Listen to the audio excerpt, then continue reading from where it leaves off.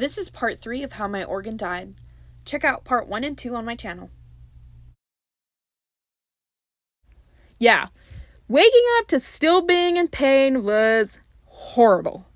Not only that, but waking up to find a tube going inside my organs was terrifying. No one told me this was a possibility, and now I had to walk around with this bag or tube or whatever was of fluid hanging off me for days. I was not happy. I was scared to move around because of my drain. My stomach was full of gas too. Then that made the pain so much worse. I couldn't cough, sit up, or even go to the bathroom. My mom had to help me go in a pan that night, and honestly, that was so embarrassing and horrible. I am still so very thankful for her that she was willing to be there for me. I think she only went home for a little to shower during this whole hospital stay.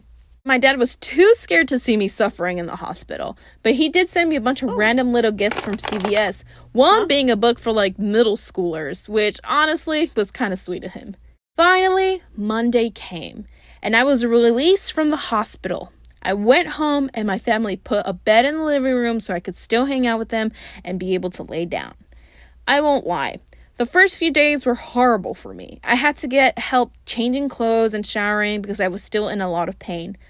When you read Reddit threads about people getting their gallbladder surgery, they do say it's an easy surgery and they're back to normal in 1 or 2 days. That was not the case for me. It took me a few days to even feel comfortable sitting upright or going to the bathroom by myself. To be fair though, I don't think people wait this long to get their gallbladder taken out. Like the surgeon said, my organ was dead by the time they got it out. Also, the stupid drain thing made it worse. I had this huge fear I would accidentally pull it out. Also, I couldn't drain it myself. I had to make my mom do it because I was such a wuss. I did have to go back to the hospital for them to take out my drain about 10 days later, and they told me it was painless. And it was, but oh my god, it was the strangest feeling ever. It feels like your guts are getting suctioned out by a vacuum tube. Once the drain was gone, I felt so much better. It made a huge difference. I was left with a few small scars, which to this day, most have really faded.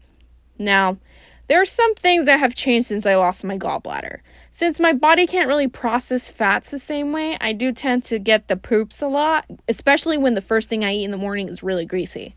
Another thing is, if I lay on my side where my gallbladder used to be for too long, I do get some cramping on my back, kind of in the same area where my gallbladder used to be. I also get some cramping in the exact same area if I do some weird twisting movements. It doesn't happen often, but it does happen.